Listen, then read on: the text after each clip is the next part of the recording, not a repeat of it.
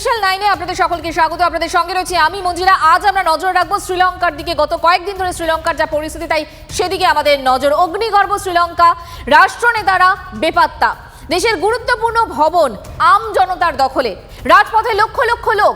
অথচ মাত্র 4 মাস আগেও এই পরিস্থিতি ছিল না। দেশের চরম আর্থিক সংকট সত্ত্বেও গদি আঁকড়ে পড়েছিলেন দুই ভাই, মাহিন্দা আর গোতাবায়া।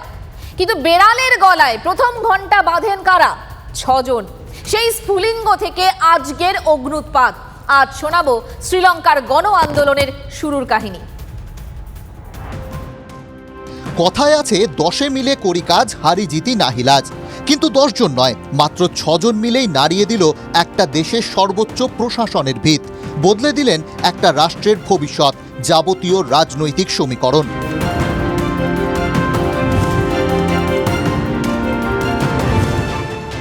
দ্বীপরাষ্ট্রে গত বছরের শেষ থেকে শুরু হওয়া আর্থিক সংকট এবছরের শুরুতে ভয়াবহ আকার নেয়। ফাঁকা হয়ে যায় বিদেশি মুদ্রার ভাড়ার, মূল্যবৃদ্ধি চরমে পৌঁছয়, জ্বালানি শূন্য হয়ে পড়ে গোটা দেশ। পরিস্থিতি সামলাতে ব্যাপক হারে বিদ্যুৎ ছাঁটাই শুরু করে রাজাপাকসে সরকার। দিনে 10 থেকে 12 ঘন্টা ধরে চলে লোডশেডিং। মুখ থুবড়ে পড়ে তথ্য প্রযুক্তি সহ বিভিন্ন শিল্প। এত কিছুর পরও রাগ কারেনি বিরোধীরা। ঠিক তখনই রাজধানী কলম্বো লাগোয়া কহুবালা শহরে তৈরি হয় আন্দোলনের বীজ।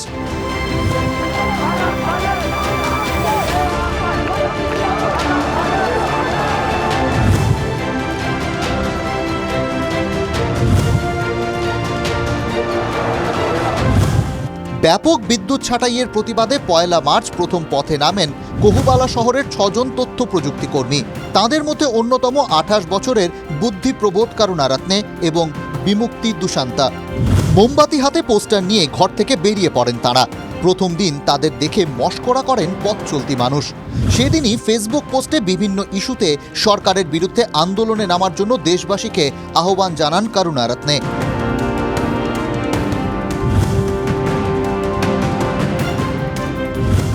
তথ্য প্রযুক্তি কর্মীরা ভেবেছিলেন তাদের আহ্বানে বড়জোর 50 জন সাড়া দেবেন, কিন্তু তাদের অবাক করে আন্দোলনে যোগ দেন 400-র বেশি মানুষ। 2 সপ্তাহ যেতে না যেতেই 6 আইটি কর্মীর বিক্ষোভ গণ আন্দোলনের রূপ নেয়। আন্দোলনে সামিল হন অসংখ্য মানুষ। কলম্বোয় শুরু হয় শান্তিপূর্ণ আন্দোলন। দিন দিন আন্দোলনকারীর সংখ্যা বাড়তে থাকে, হাজার হাজার থেকে পৌঁছয় লাখে লাখে।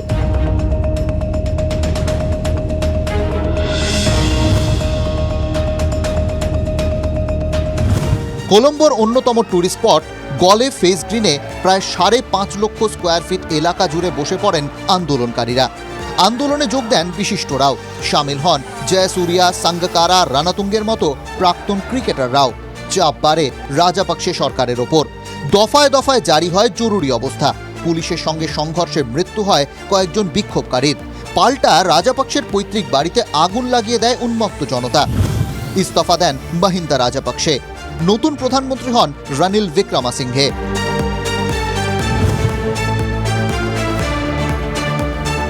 1 মার্চ শুরু হয় 6 আইটি কর্মীর আন্দোলন। 4 মাসেই আগ্নেয়গিরির চেহারা নেয়। জুলাইয়ে রাজপথের দখল নেয় আম জনতা। 9 জুলাই রাষ্ট্রপতি ভবনে ঢুকে পড়েন আন্দোলনকারীরা। রাষ্ট্রপতি ভবন ছেড়ে চম্পট দেন রাজাপাকসে। 13 জুলাই প্রধানমন্ত্রীর বাড়ি সচিবালয়ে চলে যায় দ্বীপবাসীর হাতে। प्रधानमंत्री के निजी आवास का जो गेट है उसके खंभे पर लोग चढ़ गए हैं और वहां से खड़े होकर के नारेबाजी कर रहे हैं।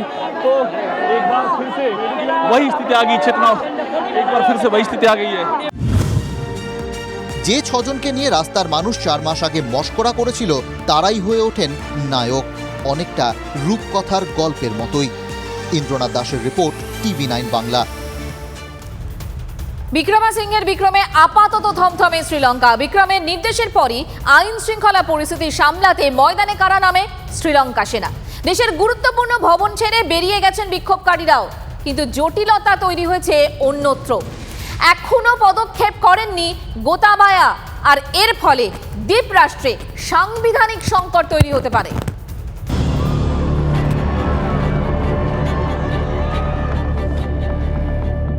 বুধবার যেখানে উদ্দাম নাচ, গড়াগড়ি খেতে দেখা গিয়েছিল বিক্ষোভকারীদের, সেখানেই রাতারাতি শ্মশানের নীরবতা।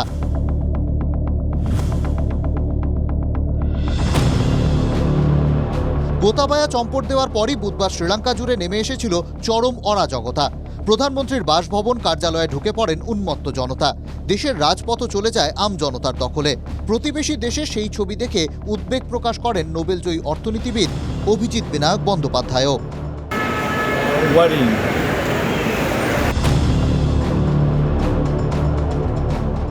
এই পরিস্থিতিতে দেশে যে কোনো মূল্যে শৃঙ্খলা ফেরানোর নির্দেশ দেন শ্রীলঙ্কার অস্থায়ী প্রেসিডেন্ট রনিল বিক্রমাসিংহে। এরপরই শক্ত হাতে রাজ ধরে লঙ্কার সেনা। প্রধানমন্ত্রীর বাসভবন কার্যালয়ের নিরাপত্তা কঠোর করা হয়। স্থল সেনার সঙ্গে যোগ দেয় বায়ুসেনা। প্রতিটি ঘরের দখল নেয় সেনাবাহিনী। কিছুটা চাপে পড়েই শান্তিপূর্ণভাবে সরকারি বাসভবন ছাড়তে শুরু করেন বিক্ষোভকারীরা। বৃহস্পতিবার সকালে দেখা যায় সম্পূর্ণ অন্য ছবি। एयरफोर्स के जवान इस प्राइम मिनिस्टर ऑफिस के भीतर घुस रहे हैं। वो प्राइम मिनिस्टर ऑफिस जिसको कि कल कैप्चर कर लिया गया था, ये इसके अंदर की तस्वीर मैं आपको दिखा रहा हूँ। अंदर भी एक दो प्रोटेस्टर ही हैं। यू आर स्टेइंग हियर और गोइंग आउटसाइड? Not okay. तो और ये ऊपर की ओर जाते हुए दिख रहे हैं हमको। यहाँ पर श्रीलंका के पुलिस, श्रीलंका की एयरफोर्स और प्रदर्शनकारियों से ये जगह एकदम खाली हो गई। इधर देखिए, ये प्राइम मिनिस्टर का जो अपना ऑफिस है, जहाँ से वो मीटिंग चेयर करते हैं, ये वो जगह है। यहाँ भी कल हमने देखा था कि आम लोग बैठे हुए थे। बड़ी खबर यही है कि एक बार फिर से प्राइम मिनिस्टर ऑफिस को वापस ले लिया गया है। ये हम बैक पिछले हिस्से में जा रहे हैं। ये पिछला हिस्सा भी प्रोटेस्टर से भरा हुआ था। यहाँ भी इस हिस्से को भी खाली करा लिया गया है। প্রধানমন্ত্রীর বাসভবনের পাশাপাশি বুধবার পার্লামেন্ট ভবনও দখল নেওয়ার চেষ্টা করেছিল বিক্ষোভকারীরা। 200 মিটার দূরে তাদের রুখে দিয়েছিল সেনা। এখন সেখানে মাছি গলার ফাঁক নেই। কার্যত দুর্গ বানিয়ে ফেলা হয়েছে পার্লামেন্ট ভবনকে। বিক্ষোভকারীদের ঠেকাতে প্রস্তুত রাখা হয়েছে জলকামান, কাঁদানে গ্যাস। ये श्रीलंका की संसद है और इसको एग्जैक्टली किले में तब्दील कर दिया गया है, जहां पर कोई परिंदा भी पर ना मार सके। देखिए, इस तरह के बैरिकेड लगा दिए गए हैं। सामने से यहाँ पर जो कमांडो दस्ता है वो सबसे आगे ही तैनात है। उनके हाथों में राइफलें हैं। पूरी तरह से वो मुस्तैद हैं। और बड़ी बात यह है कि सीधा शूट एंड साइट का ऑर्डर दिया गया, यानी कि उपद्रवियों को देखते ही गोली मारने के आदेश दे दिए गए हैं। कल रात में जिस तरह से यहाँ पर झड़प हुई है, उसको देखते हुए ये सुरक्षा व्यवस्था और भी ज़्यादा चाक चौबंद कर दी गई है। এদিকে পাত্তা নেই শ্রীলঙ্কার প্রেসিডেন্ট গোতাবায়া রাজাপাকসের। শোনা গিয়েছিল তিনি মলদ্বীপসে আছেন।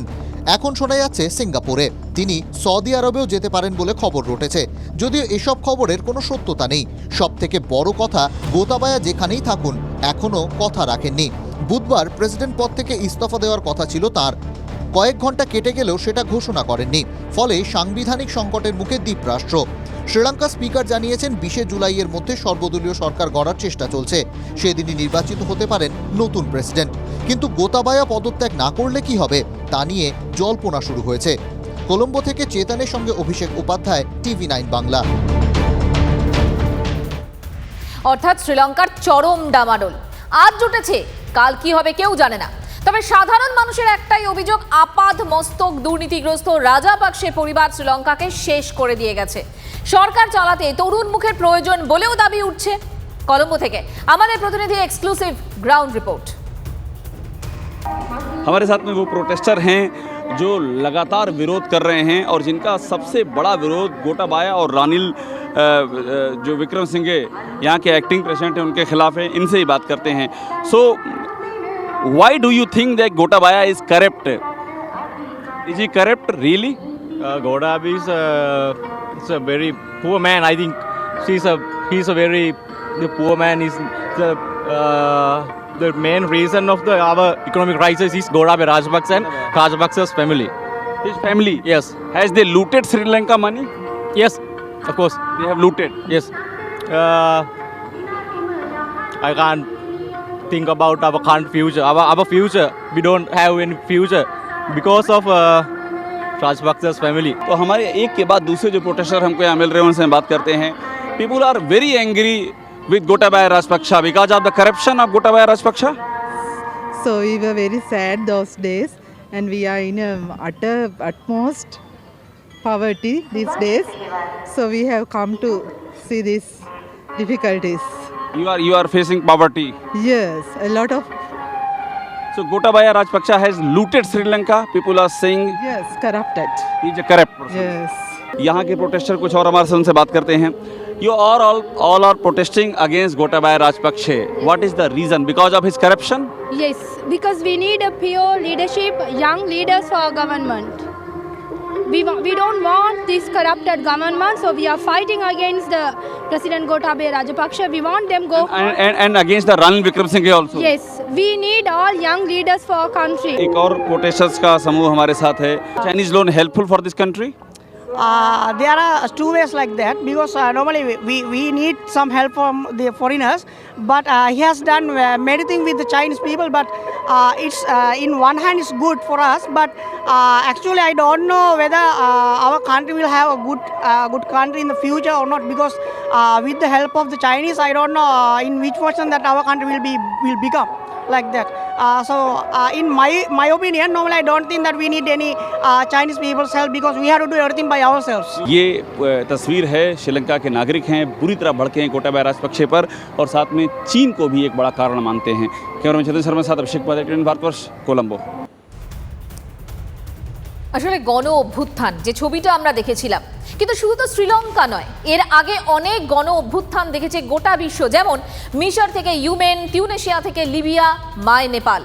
রাজতন্ত্রের বিরুদ্ধে বারবার গর্জে উঠেছে জনতা জনার্দন। একবার দেখে নেওয়া যাক সাম্প্রতিক কয়েকটি গণ আন্দোলনের ইতিহাস। কখনো লাগাম ছাড়া দুর্নীতি, কখনো চরম দারিদ্র্য, কখনো আবার বেকারত্ব বা মানবাধিকার লঙ্ঘন। বিভিন্ন ইস্যুতে একাধিক গণ আন্দোলনের সাক্ষী থেকেছে বিশ্ব। তিউনিশিয়া, স্বৈরাচারী শাসক বেন আলীর অপশাসনের ফলে তিউনিশিয়ায় বেকারত্বের হার ব্যাপক হারে বৃদ্ধি পায়। এর প্রতিবাদে এক যুবক প্রকাশ্য রাস্তায় নিজের শরীরে আগুন দিয়ে আত্মঘাতী হন। এরপরই বেন আলীকে ক্ষমতা থেকে উৎখাত করেন দেশের মানুষ। সূচনা হয় আরব বসন্তের। আন্দোলনের ঢেউ সরাসরি এসে আছড়ে পড়ে মধ্যপ্রাচ্যের 6টি দেশ, তিউনিশিয়া, মিশর, ইয়েমেন, বাহারিন, লিবিয়া ও সিরিয়ায়। মিশর, আরব বিশ্বে সর্বপ্রথম গণবিক্ষোভের শুরু হয়েছিল মিশরে। 1981 সালে হোসনি মোবারক ক্ষমতায় আসার পর থেকে মিশরে একনায়কতন্ত্রের সূচনা হয়। 2010-এর শুরুতে ফুঁসে ওঠেন মিশরীয়রা। মাত্র 17 দিনে পতন হয় হোসনি মোবারকের 30 বছরের শাসনের। লিবিয়ায় গণবিক্ষোভ চলে প্রায় 9 মাস। 17 ফেব্রুয়ারি 2011 সালে দেশের বৃহত্তম শহর বেনগাজিতে গদ্দাফি বিরোধী বিক্ষোভ শুরু হয়। এই দিনটিকে বলা হয় দ্য ডে অফ রিভোল্ট। দীর্ঘ রক্তক্ষয়ী সংগ্রামের পর 20 অক্টোবর সিরত শহরে লড়াইয়ে নিহত হন গদ্দাফি। ইয়েমেন, 2012 সালের 27 ফেব্রুয়ারি স্বৈরশাসক আলী আবদুল্লাহ সালেহকে উৎখাত করতে সক্ষম হন ইয়েমেনের জনতা। সালেহ প্রায় 34 বছর ইয়েমেন শাসন করেছিল।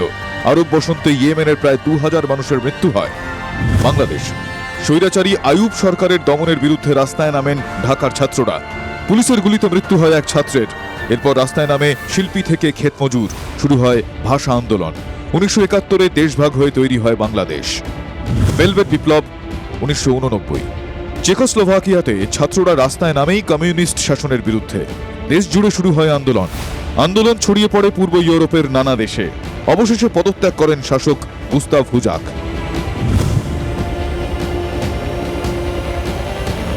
Bureau report, TV9 Bangla.